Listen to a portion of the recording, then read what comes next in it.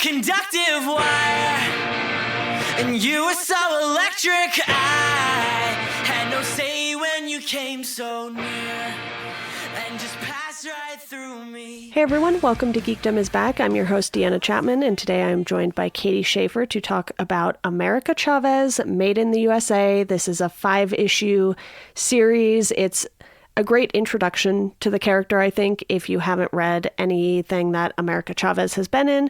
And Katie, thank you for joining me today. Well, thanks for having me. I always love to talk comics with you, and this one was not as weird as the last couple we talked about, but still a lot of fun. Yeah, it was one of those comics where I wasn't super familiar with the character, so it's not like us reading Batman, which is a lot of what we've talked about recently. Right. And I don't really know any of the names on this creative team either. So we have Kalinda Vazquez as the writer, Carlos Gomez on art, Jesus Aburtov on colors, and this is the only name I recognize because there aren't that many letters, but VC's Travis Lanham on letters. And you know, I think it's great that Marvel is branching out and getting creators that fit the stories they're trying to tell, because I think you and I can both agree on the fact that a lot of white dudes have written stories that they didn't need to be writing. Some of them do a great job, though, like Greg Rucka's Batwoman. Fantastic. Yes. Good stuff. It doesn't mean you're going to be bad. It just means that it's going to be a lot more challenging for you to write an authentic feeling story. Mm-hmm. And I will say this one definitely captures an authentic feel. Like, you believe that these characters and the dialogue and everything feels very natural, which is often something that can suffer in comics when you're doing this kind of at least somewhat of a normal family interacting with superhero type thing. Yeah. So these 5 issues give us America's origin story. And I didn't know what to expect going into this. I know we just kind of looked at the different America Chavez comics because of the Doctor Strange movie coming up and the character's appearance in that. And we just kind of picked, the 5-issue one because it was 5 issues, and that makes our lives easier as we are both very busy. It's the most recent, I think, that's been published, and yeah, it looked pretty good. Yeah, I really like the art in this. I like the colors. You have Kate Bishop in this too, which is, always fun. Have you read the Kate Bishop Hawkeye comics? No, not yet. It's on my list. I'm really excited to read that one. And what I have heard about the character of America Chavez that's in Doctor Strange, this had some kind of interplay with their description of her or their characterization of her in the MCU. So.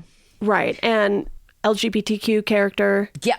Brazenly queer, which is something that you do not get in comics. Yeah. And you don't actually get a lot of that in this series. You have, this person coming up to America asking questions about her relationship, and then we see Ramon pop up. Right. And then you're like, oh, okay. And everything kind of just falls into place. And it's not something that they make a big deal about after that moment. It's like they have a couple scenes together, if you will, and it's not like this whole thing just becomes about that. It is very much about her sort of finding out the truth about her origins, and all of these memories come flooding back over time, and we get flashbacks, and you find out that America has, spoiler warning here, I guess I should say first, because this is recent. Yes, and my understanding is that previous to this, she had a whole different style of origin story, a very cosmic style origin story, and this is refutation, an examination of that, and it's... Yes, so we find out she has a sister, and the sister is just like going through all of this stuff and talking about their moms. So again, very LGBTQ in this, which I think upsets a lot of people on the internet, mostly white men. And yeah, I personally have enjoyed getting to see what Marvel has done I want to say since around 2015, which was kind of when I started getting into comics and reading Marvel Unlimited. And you see how they've made characters like Miss Marvel and America Chavez popular, and bringing them into the MCU is just going to make them more well known, because if I'm not mistaken, the MCU doesn't really drive comic book sales necessarily. It's like very much people get into the movies for the movies. They don't then go and get into the comics necessarily, which is fine. I would imagine it's a small percentage of folks who make that leap. Yeah. And that's, hey, at least we get a small percentage. I'll take anything to keep the comics industry going. Right. So it's not like Miss Marvel and America Chavez are going to start selling comics at a, much, much higher clip than they have been. But I think these are characters that will just become more well known in the Marvel lore in general, which is great because not everything is about Spider-Man or Iron Man or Thor. A lot is about Thor right now because of the trailer coming out recently. Right. But with America Chavez, they have a chance to represent this very underrepresented group just in general, not necessarily just in comics. And to get the creative team that they got for this, I think it just made it flow so much better. Like nothing felt forced. And one of the things I loved about this was that they did not translate the Spanish for you. Yes. Yep, that just it makes it feel more realistic. Like I didn't need the translation. It's not like they were having whole like paragraphs of dialogue. No, they were doing the whole mostly speak in English, but then say certain words in Spanish because those words just come more naturally to them, which... Right, so you can pick it up from context clues what it means. Yeah. Like when she said something about the trash, I was like, I know what that word is. Yes. It's trash. Yes, exactly. So that really makes it so much more enjoyable to read because it doesn't feel stilted or like it's just like they've painted over white people with, and they don't have their own like Latin personality and that kind of thing. It feels like, oh, I'm looking at something authentic, and that is great because it's often so rare in comic books. Not as much anymore, obviously, but for a long time.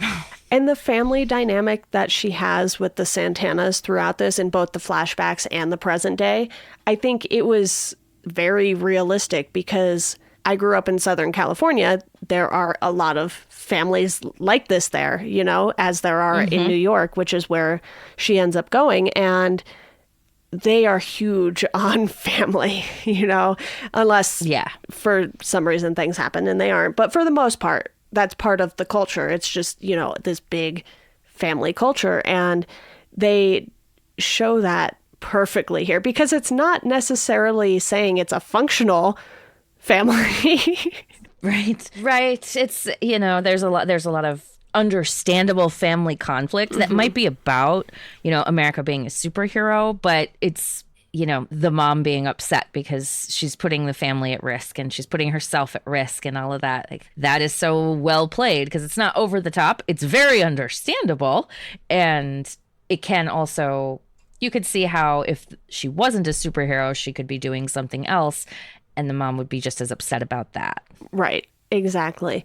One of the things I wanted to ask you about this series, though, is how did you feel about the Spider-Man appearances in this? I was fine with it. It wasn't like super necessary. It's New York. Yes. But it's not like he necessarily, it's not that he didn't add anything, but his character doesn't necessarily do anything to move the story forward. Right. He's just kind of there and she kind of gets to know him a little bit. And it seems like they've met before. I haven't read much of the comics about her previous to this. Same. But they don't know each other very well.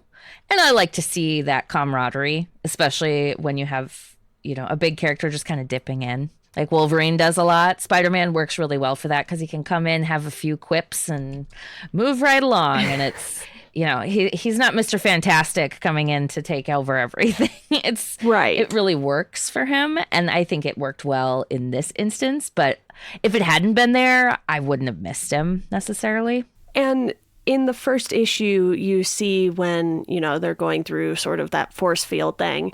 And she's like, I'll try to find whatever is generating this thing and shut it down. And then she pauses, like she doesn't know what to tell him to do because, she's not like a team leader or anything like that. And he's just like, handle the evac on it. And it's like they can both learn from each other because Spider-Man has spent plenty of time with the Avengers. And, I don't know what exact version of Spider-Man this is because I'm a little behind on the comics, but it really feels like he's just kind of there to support and compliment her, not like literally hand her compliments, but you know what I mean? And right. He's there to help her out and not take center stage. And later he's even like, I forget what exact name he calls her or something, but he's like, you said I could call you that, right? Is that fine? And, he's just kind of like learning about her just as much as she's learning about him, but she's so focused that hers is a little more blunt, which I personally enjoyed.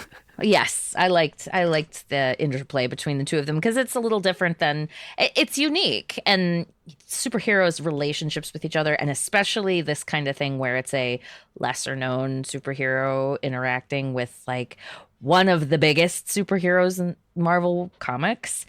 I love to see how they play off each other, especially Spider-Man and Wolverine, because they are both so great at complimenting, like you said, the other character and allowing us to learn more about them as they learn more about them, and not then bowl over them and make the story all about them. What did you think of the sister reveal? Because I didn't know anything about this character, I thought it worked fairly well. But if you have read some of the previous stuff that America Chavez has been in, I'd be curious to know how that plays out for someone who's done that and kept up with the other titles she's been in. But it makes sense given the context of it, because if this person had just walked up to America and been like, I'm your sister, it's like, okay, whatever. Instead, she goes through all this trouble to get her attention, and America still doesn't want to hear it. So she has to jump through all of these additional hoops and show her all the children and basically show her everything that she's been doing and try to convince her that it is the right thing. And then you kind of see everything clicking with America when her sister then goes through the star portal that she opens. The dimensional portal is what I assume it is. Yeah. And she's like, uh-oh. And now she has to find her. So I liked how this left off too. It was like she was starting this new chapter almost. Like she was reuniting with the Santanas. Obviously things kind of went their separate ways with Ramon because of the whole distance thing. Because at the beginning, I'm pretty sure she's on the West Coast because she's with Kate. She was part of the West Coast Avengers. Right. Yes. And then, this family is back in New York. It seems like not a lot of people know a lot about America as far as the heroes go, because you could see Kate didn't really know everything, neither did Ramon, and yes, nobody knew about it. I did read a little bit of background info about her, and yes, like her previous story that she'd only ever told anyone was that, her moms were superheroes who died saving their planet, I think it is, dimension maybe? Yeah. The Utopian parallel. Yes, the utopian parallel. They die trying to save it, but it's a different reality. Yes. There's a lot of things happening with portals and realities and parallels. So much. I do wish they would have explained that a little better, because it was still kind of confusing, because even though we do see the utopian parallel, it's like, where is this kind of thing? And I think you probably need more than 5 issues to cover all that ground, because they were doing so much character work with America. But overall, I liked this. It was fun. Oh, yeah. Yeah, I really enjoyed it. I mean, I was wondering, because I always wonder about these 5 and 6 issue ones. I'm like, how are you going to cram a satisfying story into this? Usually you need at least 12.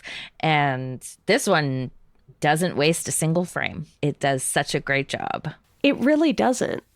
And with stuff this short, I have that same concern that you do. And they really have to pack it all in because this is very clearly just one part of America's story. They're not trying to tell you every single detail. It's like, okay, here's how she got here. Here's the family dynamic on both sides, her adoptive family and her real family. We get both of those things. And you have this sort of struggle with her powers too. Her powers are fritzing out on her. Yeah, which because of the disease that she has, which is just like so layered.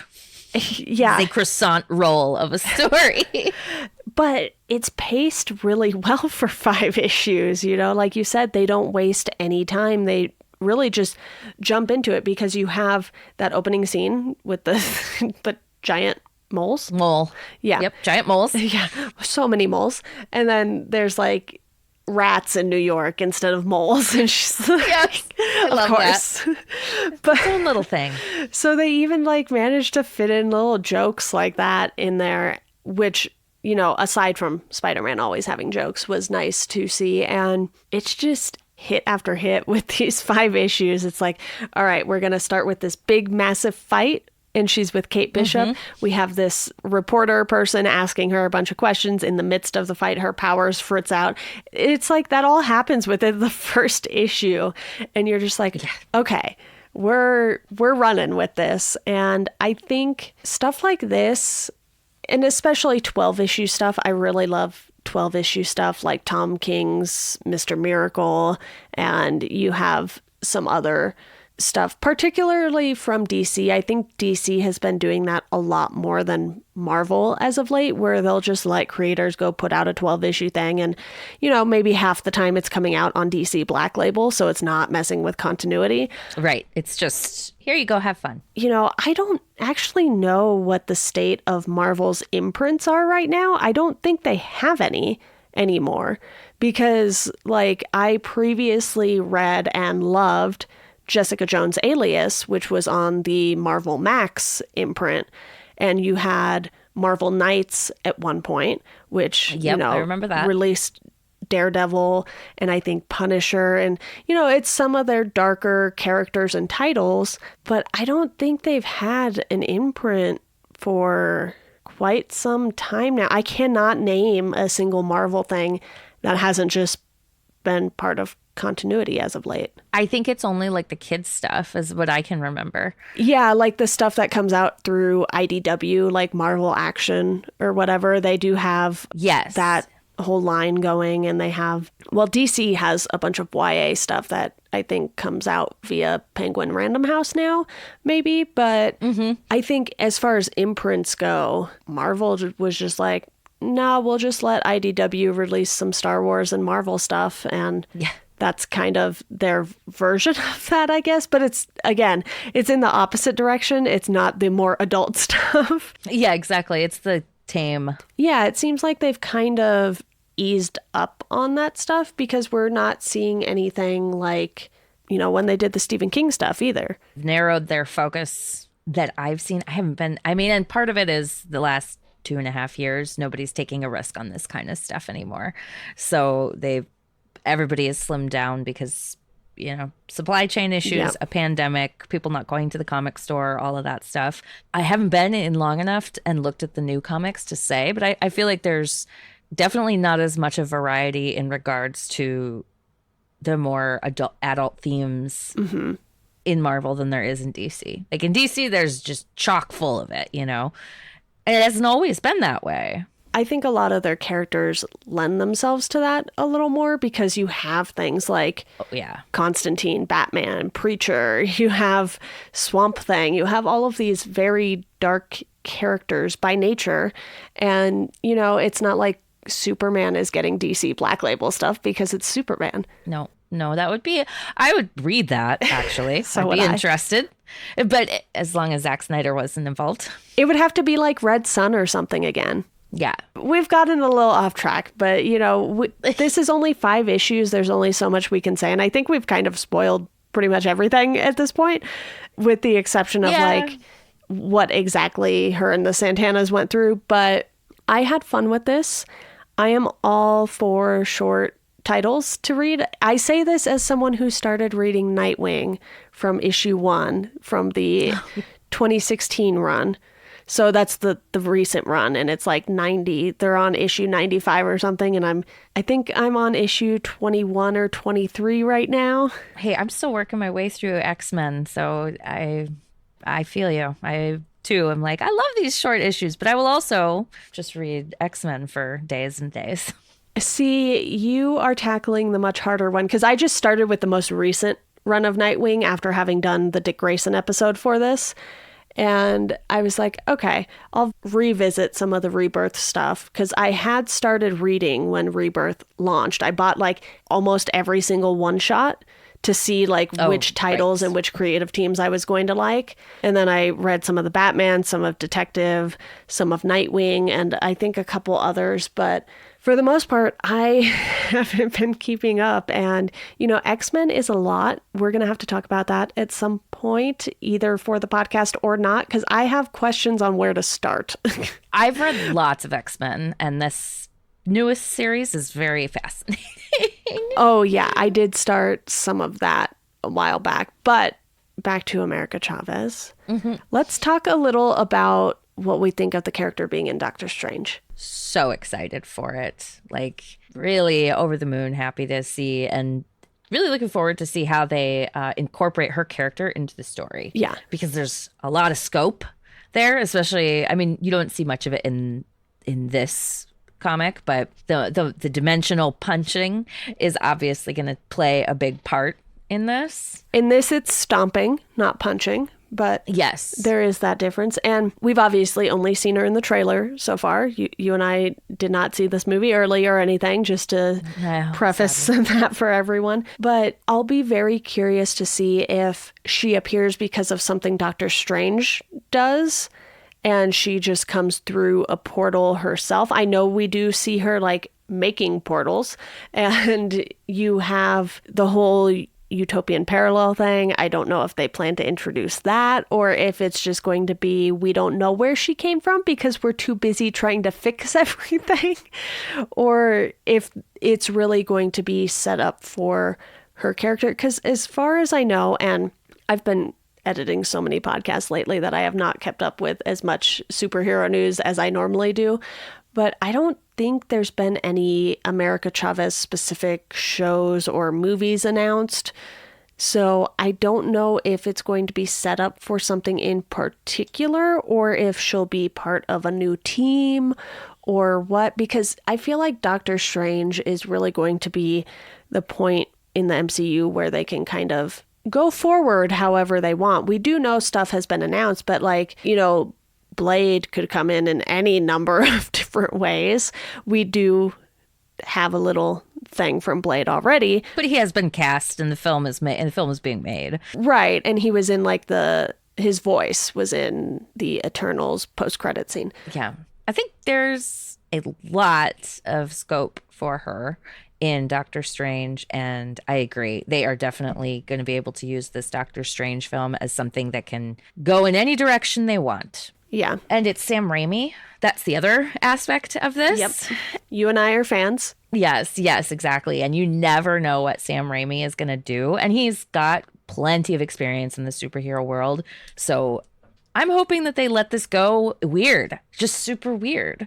And I did, from what I did read, because I skimmed through a little bit of a couple of issues, like in the very beginning from her first appearances. Okay. And she is on a team with, I believe it's an Ultimates team with Monica Rambeau. Okay. Who else made an appearance? T'Challa makes an appearance. Captain Marvel is on it. And a couple of other people who I wasn't familiar with. So she could make future appearances in like the Marvels. You're right, exactly. I think she probably is going to make an appearance in the Marvels, but they could set up the Ultimates if they wanted.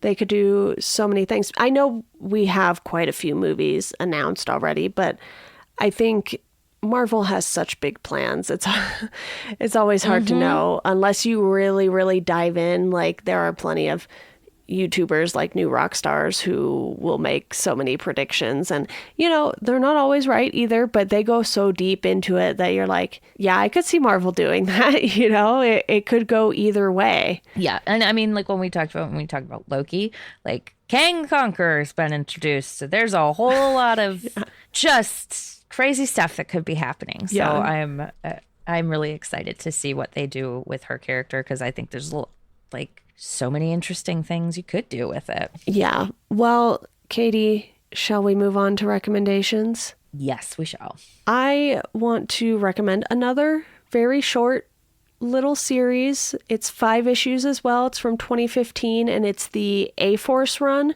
which is a whole lot of the female characters in the Marvel universe, if you will. And this one takes place right around the time of Secret Wars, so I think there's a little bit of a tie-in there, but you can read this on its own and it's totally fine. But you have G. Willow Wilson, Marguerite Bennett, Jorge Molina on this, and it is a fun little time. And again, 5 issues just like this, so it really won't take you long to read it all. As we were talking a little bit about X-Men, I'm going to recommend Grant Morrison's new X-Men, particularly the Dark Phoenix saga that he tells, which starts around issue 128. So sometime between 2002, 2003. And it has some really beautiful illustrations. The pencils were done by Igor Kordy, and it is just a really interesting adaptation, or like the next step in the Phoenix saga, if you will. And I love Jean Grey, and I loved watching this one, or her develop in this story. Mm-hmm. It's one that this is after her and Scott have been divorced, and he has now remarried Emma Frost, and they're running the school together. And Jean is still like friends with them, but Professor Xavier is gone on like Kenosha or something. So it's very different than the first one. And you know, it's not Claremont, but I think it's still very good and worthwhile. Yeah. Well, as you know, I have some work to do in the X-Men department. So one of these days. You'll get to it. Yeah. But Katie, thank you so much for joining me to talk America Chavez and more, as you and I tend to do. Yes. Thank you for having me.